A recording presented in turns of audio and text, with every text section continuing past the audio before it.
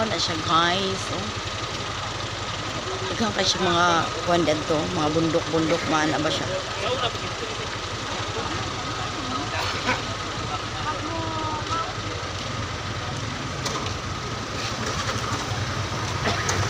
Ya, kana tibok bukid ka nga side na raw.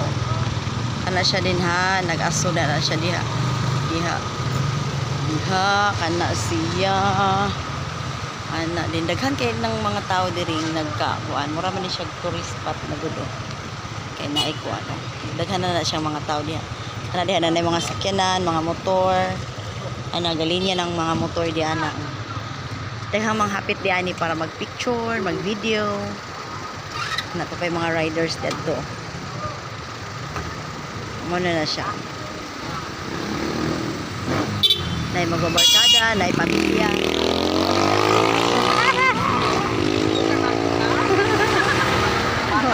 Dako kay ngisi oh.